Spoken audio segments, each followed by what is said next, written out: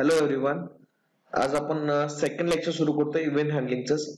Okay, last लेक्चरला आपण बघितलं होतं what is event class and event listeners. प्रत्येक क्लास साठी किंवा प्रत्येक कंट्रोल साठी आपल्याकडे एक इव्हेंट क्लास आणि त्याचा लिस्नर आहे. आपण एक टेबल फॉर्मॅट पण बघितला होता त्या दोघांच्या पेअर साठी. Okay, so now how to use these event classes and event listeners is again more important thing. So here are some of the steps to perform event handling. Okay, so first step is register the component with listeners. Okay, so register the components with the listener.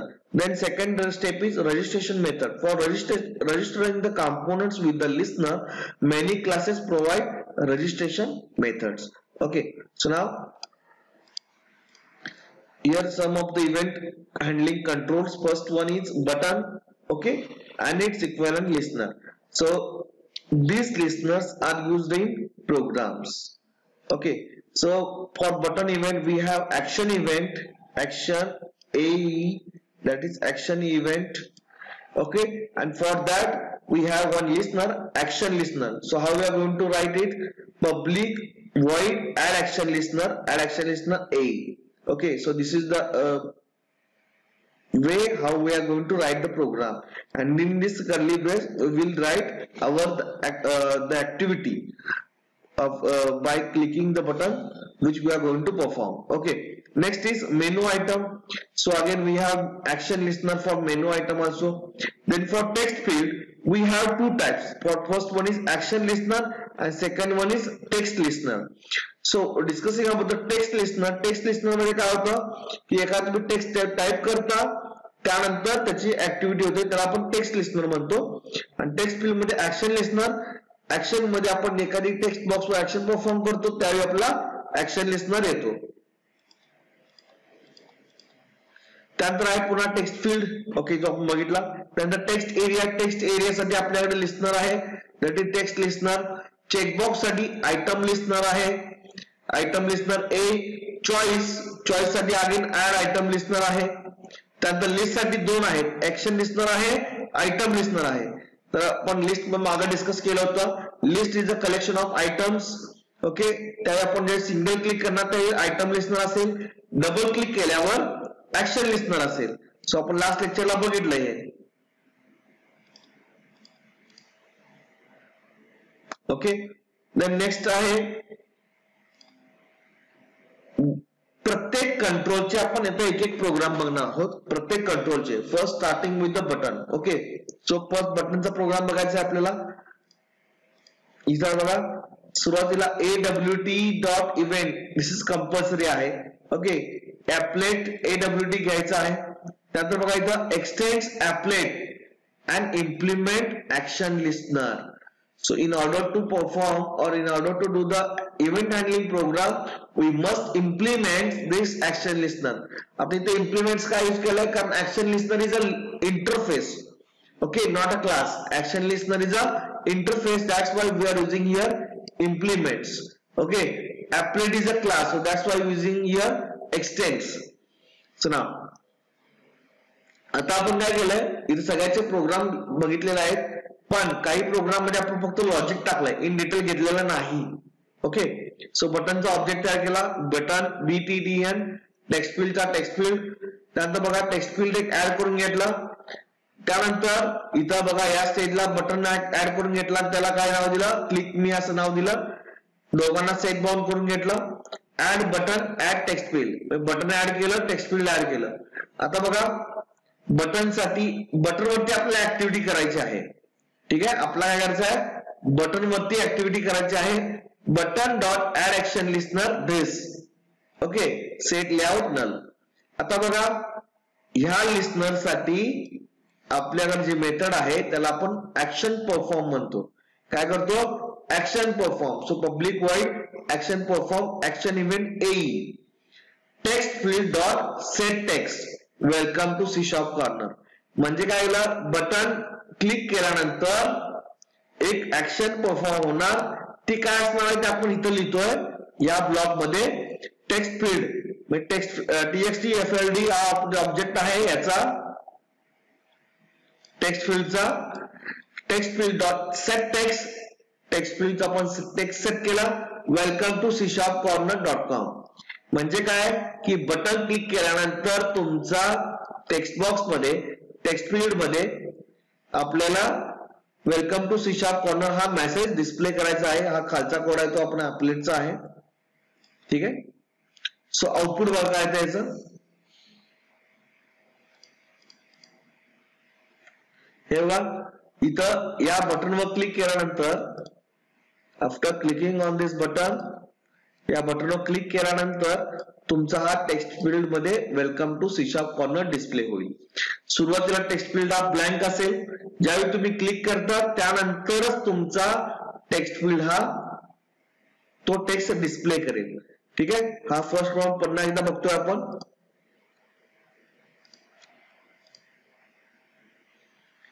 सुरुवातीला text field घेतला, त्यानंतर button घेतलं, बटनला click म्हणून display केलं, button add केलं, text field add केलं. त्यानंतर बघा बटन साठी आपण लिस्नर लिहिलेलं आहे. लिस्नर आता या स्टेप बाय स्टेप कसं होतं बघा प्रोग्राम मध्ये, ज्यावेळी तुम्ही बटन क्लिक करता किंवा इथं बटन साठी लिस्नर लिहिता, तुमचा कंट्रोल इथं येईल. त्यानंतर ऍक्शन परफॉर्म असेल, ऍक्शन परफॉर्म मध्ये काय आहे, टेक्स्ट फील्डचा टेक्स्ट सेट केलाय, त्याला मेसेज डिस्प्ले केलाय welcome to csharpcorner, back to जाईल, सेट लेआउट नल आणि आपला प्रोग्राम हा एक्झिक्यूट होईल. Okay. So this is the output of your program, that is welcome to csharpcorner.com. okay, so in this way we are going to do this programming with respect to buttons. आता बटनला आपल्याकडे काय आहे, button click event आहे. इथं आपण कोणती केले, button click event perform केले, तसं डबल क्लिक पण करू शकताय. ठीक आहे. आता या प्रोग्राम मध्ये आपण या टेक्स्ट फील्ड साठी आपण काही केलेलं नाहीये. ठीक आहे. फक्त आपण टेक्स्ट डिस्प्ले करायचे आपण हा टेक्स्ट बॉक्स यूज केलाय, टेक्स्ट फील्ड यूज केलंय. ओके. त्यामुळं इथं आपण जर काही टाईप केलं तर कोणत्याही प्रकारचे इव्हेंट होणार नाही. ओके. आता नेक्स्ट प्रोग्राम आहे टेक्स्ट फील्ड आणि टेक्स्ट एरियाचा. मगाशी आपण बघितलं बटन साठी स्पेशल प्रोग्राम होता, बटन क्लिक केल्यानंतर होतो. इथं आता टेक्स्ट फील्ड वरती तुमचं काम होणार आहे. तुमच्याकडे तर पुन्हा दोन आहेत, एक काय टेक्स्ट लिस्नर, दुसरा आहे ऍक्शन लिस्नर. त्यातला आता आपण फक्त टेक्स्ट लिस्नरच बघायचा आहे. ओके. कोणता बघायचा आहे, टेक्स्ट लिस्नर. आता इथं फक्त लॉजिकल ब्लॉक ठेवला, इथं आपण पूर्ण प्रोग्राम घेतलेला नाहीये. इथं बघा इम्प्लिमेंट्स टेक्स्ट लिस्नर हा महत्वाचा आहे. इम्प्लिमेंट्स टेक्स्ट लिस्नर तुमच्या प्रोग्राम मध्ये आहे. ठीक आहे. तो घेतल्याशिवाय आपल्याला एखादा कोणताही इव्हेंट लिहिता येणार नाही. Okay. So first of all इथं बघा, इथं एक्सटेंड फ्रेम केलं म्हणजे फ्रेम यूज केलाय. इथं बघा कन्स्ट्रक्टर कॉल केलाय, सॉरी फंक्शन कॉल केलाय. फंक्शन कॉल केल्यानंतर बघा सेट टायटल, फ्रेमला टायटल सेट केला, example of text listener, flow layout set केला. टेक्स्ट फील्ड घेतलाय, त्याला लेंथ दिले 20. ओके. तो ब्लँक ठेवला सुरुवातीला. ओके. त्यानंतर txt डॉट टेक्स्ट लिस्नर, आता टेक्स्ट लिस्नर इथं कॉल झालेला आहे. टेक्स्ट व्हॅल्यू चेंज म्हणून इथं आहे. मगाशी काय होतं, ऍक्शन परफॉर्म होतं. इथं काय येणार, टेक्स्ट व्हॅल्यू चेंज. आणि मग सांगितल्याप्रमाणे इथं एक ऑब्जेक्ट घ्यायचा टेक्स्ट इव्हेंटचा. ओके. टेक्स्ट इव्हेंट काय असणार आहे, इथं क्लास असणार आहे. लास्ट लेक्चर डिस्कस केलं टेक्स्ट इव्हेंट साठी टेक्स्ट लिस्नर. ओके. हा सोर्स झाला, हा त्याचा डेस्टिनेशन झाला. ठीक आहे. सो टेक्स्ट व्हॅल्यू चेंज हा फंक्शन आहे. So set title text dot gate text, म्हणजे इथं आपण काय करतोय, जे तुम्ही टेक्स्ट बॉक्स मध्ये टाईप करता तो त्या फ्रेमचा टायटल म्हणून सेट होईल. काय होणार, टेक्स्ट बॉक्स मध्ये तुम्ही जे टाईप करताय तो तुमच्या फ्रेमचा टायटल म्हणून सेट होईल. ओके. प्रोग्राम बघायचा, आउटपुट बघायचं. आता हा आपला प्रोग्राम आहे, आउटपुट आहे, आउटपुट विंडो. या टेक्स्ट बॉक्स मध्ये आपण जे काय टाईप करणार या टेक्स्ट बॉक्स मध्ये तो इथं आपल्याला टायटलला रिफ्लेक्ट होणार. तर आपला हा जो आहे हा टायटल आहे आपल्या फ्रेमचा. ओके. या फ्रेमच्या टायटलला तो सेट होईल. समजा मी सुरुवातीला लुक असं फक्त लिहिला तर फक्त लुक दिसेल, ऍड एवढं लिहिला तर ऍड दिसेल. So look at the title bar म्हटला, look at the title bar दिसेल. ओके. अशा पद्धतीने आपण जे काय टाईप करणार ते टायटलला सेट होईल. ओके. हा झाला कॉमन प्रोग्राम. हे तुम्ही कुठे यूज करू शकता, तर तुम्हाला जिथं टेक्स्ट फील्ड वरती कंट्रोल करायचा आहे किंवा टेक्स्ट बार वरती एखादा इव्हेंट तुम्हाला लिहायचा आहे. ओके, सो फॉर एक्झाम्पल आपण काही वेळेला फिल्टर्स वगैरे टाकतो वर्ड साठी, त्या केस मध्ये तुम्ही हे यूज करू शकता. ठीक आहे.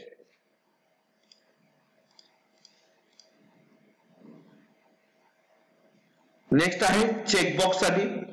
आता चेकबॉक्स सगळ्यांना माहित आहे, चेकबॉक्स मध्ये आपण मल्टिपल कंट्रोल्स ठेवू शकतो असे. ठीक आहे, एकाही मल्टिपल ऑप्शन आपण सिलेक्ट करू शकतो. ओके, सो त्यासाठी आपण चेकबॉक्स साठी आपण काय करणार आहोत, एक सिंपल प्रोग्राम घेतलाय. अगेन फ्रेम घेतलाय, इथं त्याला नाव दिले चेकबॉक्स एक्झाम्पल नाव दिले. त्यानंतर बघा एक लेबल घेतलाय, लेबल, त्यानंतर चेकबॉक्स 1 चेकबॉक्स 2 असे दोन ऑब्जेक्ट तयार केले, त्यांचे नाव दिले C++ आणि जावा. त्यानंतर बघा f.checkbox1 f.checkbox2 f.add label, ते तिन्ही कंट्रोल्स किंवा कॉम्पोनंट जे आहेत आपण फ्रेमला ऍड करून घेतले. आता बघा नीट लक्ष द्या, ज्यावेळी तुम्ही checkbox 1.add item listener click करताय त्यावेळी इथंच त्यांनी काय केलं, लिस्नर करून घेतलाय इथंच. ओके, इथं काय केलं, या स्टेजला त्यांनी लिस्नर लिहिलाय, त्यामुळे सेपरेट ब्लॉक लिहायची गरज नाही. सो इथं item state change. Okay, so label dot set text, आता आपण एक लेबल घेतोय आणि त्याला काय करतोय, set text C++ checkbox. Checkbox 1 काय आपला C++ आहे, so C++ checkbox equal to e dot get state change equal to 1 checked और अनचेक्ड. म्हणजे सुरुवातीला हा बाय डिफॉल्ट हा अनचेक असेल, म्हणजे काहीच नाहीये. त्यात तुम्ही क्लिक करणार त्याला तो चेक म्हणून मेसेज डिस्प्ले करेल लेबलला. So here output will be initially it's a C++ checkbox unchecked. Okay, जेव्हा तुम्ही पुन्हा चेक करणार त्यावेळी C++ चेकबॉक्स इज चेक असं येईल. ओके, सो अशा पद्धतीने वर्कआउट होईल. समजा इथं तुम्ही जावा असेल, सो जावा इनिशियली चेकबॉक्स 2 साठी असणार आहे, add item listener, item listener, new item listener, item state change, जसं ऍक्शन इव्हेंटला ऍक्शन परफॉर्म, आयटम साठी item change, item state change event. Okay, so label dot set text, लेबलचा चेंज केला, Java checkbox check or uncheck. Okay, so now this is the output. सुरुवातीला काय झालं, initially हे दोन्ही ब्लँक असतील, इनिशियली C++ आणि जावा. इथं सुरुवातीला तुम्ही जावा जे चेक करणार त्यावेळी जावा चेकबॉक्स चेक असा मेसेज डिस्प्ले होईल. C++ ला केला C++ चेकबॉक्स चेक असा मेसेज येईल. ज्यावेळी सुरुवातीला चेकड म्हणून असतात, पुन्हा क्लिक करता त्यावेळी तो आयटम डिसिलेक्ट होतो, दॅट इज अनचेक होतो. त्या केसमध्ये मेसेज येईल C++ चेकबॉक्स अनचेक. पुन्हा जावाला क्लिक केला, जावा चेकबॉक्स अनचेक्ड असा मेसेज डिस्प्ले होईल. म्हणजे depends on your state of your checkbox आपण मेसेज डिस्प्ले करतोय. ठीक आहे, पुन्हा एकदा आपण हा आकडा आउटपुट, पुन्हा आपण काय करतोय, प्रोग्राम मध्ये जातोय. नीट बघा, चेकबॉक्स 1 आपला C++ साठी आहे, चेकबॉक्स 2 आपला जावा साठी आहे. त्यांनी दोन्ही चेकबॉक्स साठी वेगवेगळे listener लिहिलेत. It is up to you, up to the programmer on which we are going to do or write some event for that item or that is particular control. Okay, कोणत्या control साठी यायचे तो user ठरवणार. Okay, so नाव इथं बघा label जे आपण टॉपला दाखवले प्रोग्रामच्या, लेबल डॉट सेट टेक्स्ट आपण चेंज करतोय. Initially it is unchecked, so output will B that is if you are going to select it then C++ checkbox checked असा मेसेज येईल. सेम तुम्ही ज्या जावाच्या चेकबॉक्स साठी that is सेकंड चेकबॉक्स साठी try करतात त्यावेळी आपला काय असणार आहे, जावा चेकबॉक्स चेक. तुम्ही पुन्हा जर अनचेक केला तर पुन्हा तो अनचेक दाखवेल.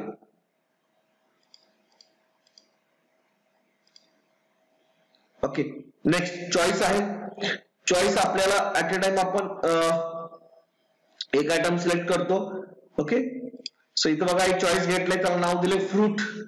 ओके, सो हियर फ्रूट मध्ये 3 आयटम ऍड केले. पहिला आयटम आहे ऍपल, गोवा, पाइनएप्पल, मँगो असे 4 आयटम ऍड केले. त्यानंतर fruit dot add item listener. आता बघा इथं फ्रुट्स हा आपला चॉईस आहे, add item listener. Okay, so here we are implementing item listeners. Extends frame आहे म्हटलं इथं फ्रेम साठी असणार आहे. ओके, ज्यावेळी तुम्ही इथं क्लिक करता, सॉरी हा स्टेपला एक्झिक्युशन येतं ऍड आयटम लिस्नर, त्यावेळी तुमचं जम्प इथून इथं येतं, that is item state change. आता बघा काय म्हटलं इथं स्ट्रिंग str, एक स्ट्रिंग घेतलंय फ्रुट्स. फ्रुट्स काय आहे choice dot get selected item, म्हणजे आयटम जो सिलेक्टेड आहे तो त्यांनी गेट केला. ing num equal to fruits dot get selected index, कोणत्या इंडेक्सचा तो आयटम आहे तो नम मध्ये सेव्ह केला, आणि कोणता आयटम आहे तो स्ट्रिंग मध्ये आपण str मध्ये सेव्ह केलाय. नीट लक्ष द्या, आयटम जो सिलेक्ट केलाय त्याला str मध्ये सेव्ह केलाय, इंडेक्स आहे तो नम मध्ये येईल. ओके, सो आपण इथं sop डॉट प्रिंट आलं, तुम्ही लेबल पण घेऊ शकता. लेबल घेतला तुमच्या त्या फ्रेम वरती डिस्प्ले होईल. आता इथे SOP गेले म्हटलं कंट्रोल आपल्या कन्सोल वरती डिस्प्ले होईल. यू लाईक str म्हणजे समजा मँगो सिलेक्ट केला, so 0 1 2 3 of series number plus 1 असं केलंय, कारण का इंडेक्स रिटर्न करतोय हा, आणि इंडेक्स स्टार्ट फ्रॉम 0, आणि आपल्या इथं दिसताना कसं दिसणार आहे एंड युजरला 4 item, so 1 2 3 4, so number plus 1 असं केलंय. So this is the output, हा आपला चॉईस आहे. इथं क्लिक केल्यानंतर तुमचे जे काही आयटम्स आहेत ते सगळे दिसतील. आता इथं दिसतात तर शेवटचा फक्त दाखवला इथं 2. ओके, हा आयटम, या आयटम साठी आपले index plus 1 number plus 1 that is असणार आहे. Okay, so in this way we are going to do programming or activities over the choice control for event handling.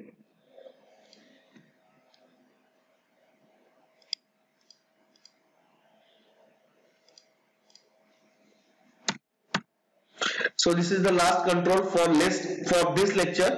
Okay, so again list, we have, in case of list we have a block of box, here we have different items over there. Okay, so now here we are implementing item listener again, कारण हा item ची deal करतो. Okay, नंतर बघा init साठी list साठी आपण 5 item घेतले, 1 2 3 4 5 6 7. ओके, दिसताना आपल्याला फक्त 5 आयटम दिसणार, जरी 7 असतील तरी. ओके, त्यासाठी आपला पॅरामीटर आहे list dot add item listener. या लिस्ट मध्ये आपण सगळे आयटम ऍड करून घेतले. ठीक आहे, पेंट केलं बघा, गेट सिलेक्टेड आयटम्स. आता आयटम्स ही आपली काय एक अरे आहे, त्यामध्ये सगळे आयटम्स जे आहेत ते इथं आपल्या अरे मध्ये येतात.